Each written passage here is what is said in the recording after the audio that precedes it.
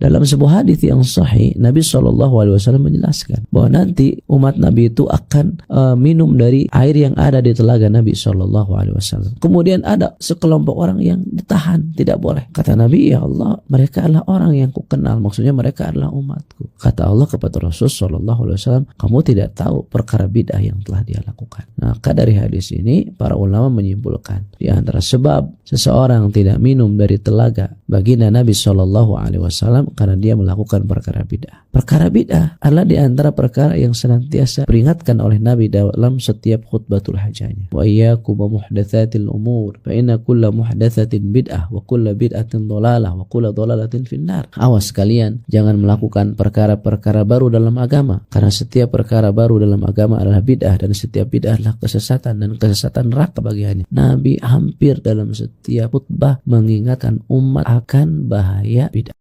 Ana teringat sebuah riwayat yang dikeluarkan Imam Ahmad dalam sunannya, Al-Hakim dalam mustadraknya, bahwasanya Umar radhiyallahu, lihat bagaimana para sahabat tuh hatta dalam masalah dunia nggak mau menyelisihi Rasulullah SAW. Lalu bagaimana dalam masalah agama? Coba perhatikan. Umar bin Khattab suatu hari jalan di gang-gang rumahnya para sahabat menuju ke Masjid Nabawi. Jalan. Umar bin Khattab dengan tampangnya, antum tahulah, wong dehemannya saja dalam hadis Muslim bikin tukang cukur kencing berdiri, ya kan?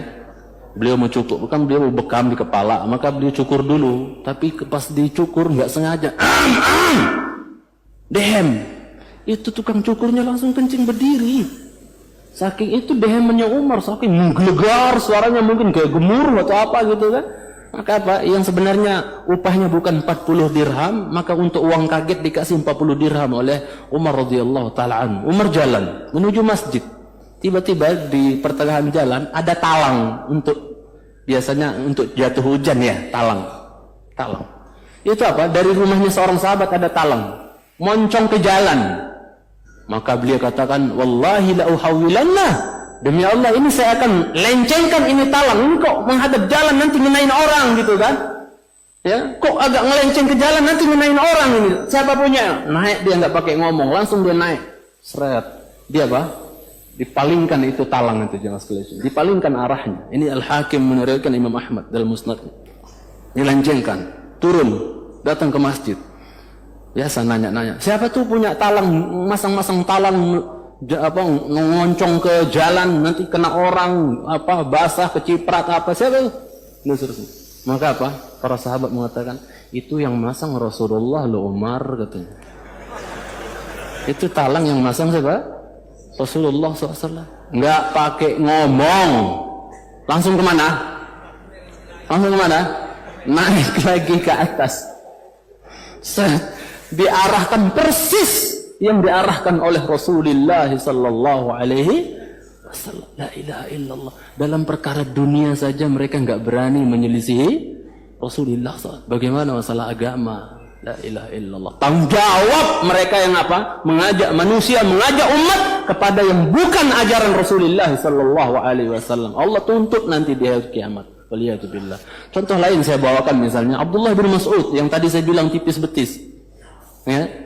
Kurus radhiyallahu taala anhu, tapi antum tanya, ini ayat dari Al-Fatihah sampai An-Nas, tanya di mana turunnya, kapan turunnya, tentang apa turunnya, semuanya dia tahu. Bahkan dia pernah menantang, siapa yang merasa dirinya lebih jago, lebih paham ilmu tafsir dibandingkan saya, di mana dia berada, saya akan musafir melakukan perjalanan jauh untuk datangi dia kalau ada yang lebih canggih dalam ilmu tafsir.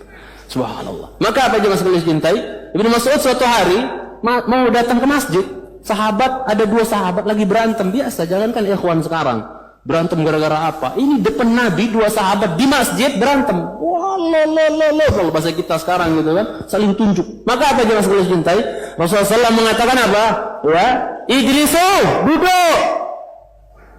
Antum perhatikan di sini, mungkin sebagian pernah mendengar Rasulullah SAW mengatakan duduk semuanya. Kan berantem tuh pada berdiri kan, berantem, wah, kata Rasul duduk. Rasul yang ngomong duduk, nggak ada yang berani apa? Ngutang berdiri, enggak. Pada duduk semua. Qaddarallah masya'a fa'al.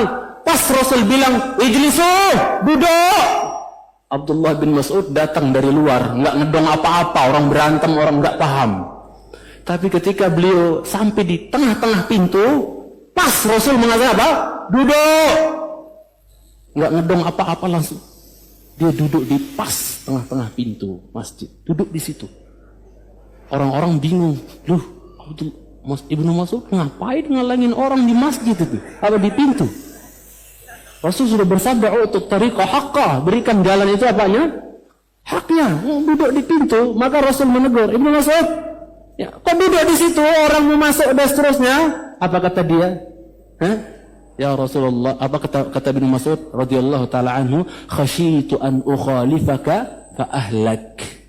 Aku khawatir akan celaka, akan binasa ya Rasulullah gara-gara menyelisihimu, kata siapa? Kata Abdullah bin Mas'ud. Wong tadi ketika aku masuk engkau mengatakan duduk, ya aku duduk katanya. Padahal dia enggak ngedong apa-apa. Lihat bagaimana para sahabat radhiyallahu taala anhum ajma'in.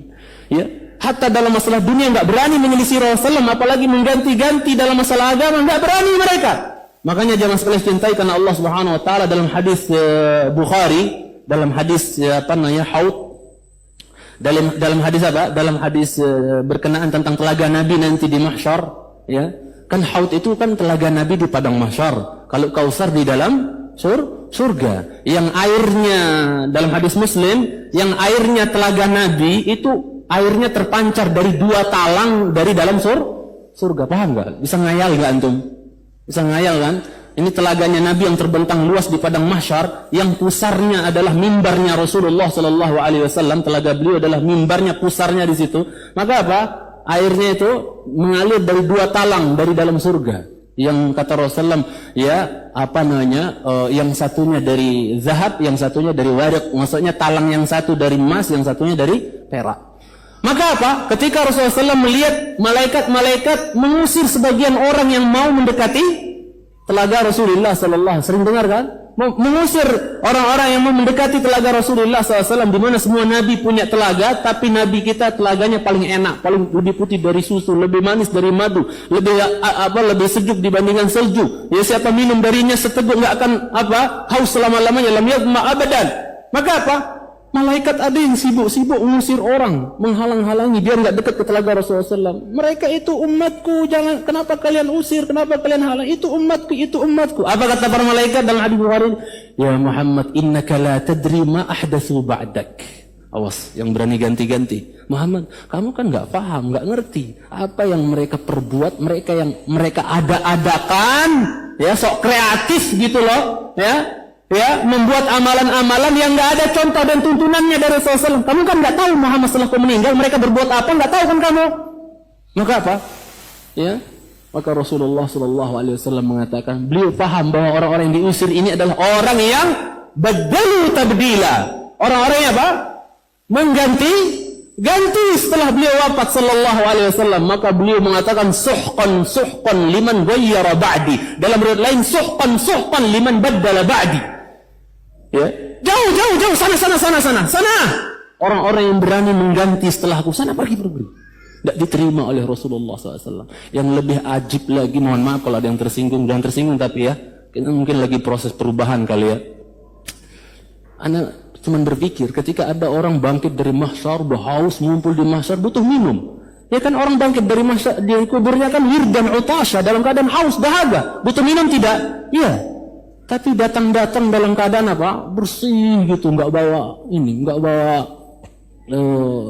lambang kejantanan seorang laki-laki gitu. Dia nggak bawa. Masa dia meminta air sama Rasulullah begini?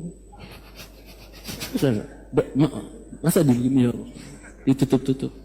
Makanya saya salut dengan Syekh Utsaimin yang luar biasa ketika beliau dikatakan bahwa ini pengobatan cara laser ini, maksudnya cara seperti ini akan merontokkan apa? Rambut dan merontokkan rambut katanya. Maka Syekh nanya, ini kalau pengobatan cara seperti ini rambut rontok, janggut ikut rontok juga enggak Pak Dokter, kata di Amerika? Ikut rontok juga enggak? Maka dia kata besar kemungkinan rontok juga Syekh katanya. Apa kata beliau kepada yang mengantar beliau? Tolong bawa pulang saya ke negeri saya. Saya tidak mau pulang menghadap Allah dalam keadaan enggak bawa ini. Enggak mau pulang kepada Allah dalam keadaan enggak bawa ini. Maka kalau ada ikhwan nanya, saya kemarin ini ada orang, Ustadz saya ditawarin kerja bagus, gajinya keren dan seterusnya, tapi apa? tapi harus dikorbankan yang ini. Mau milih aturan Muhammad sallallahu alaihi wasallam, aturan bos ente. Saya bilang gitu. Udahlah, pilihan. Hidup ini pilihan, saya bilang. Mikir sendirilah, saya bilang. Itu jemaah sekalian, cintaikan Allah Subhanahu wa taala. Ala kulli hal, jangan sampai kita berani mengganti-ganti setelah Rasulullah sallallahu alaihi wasallam.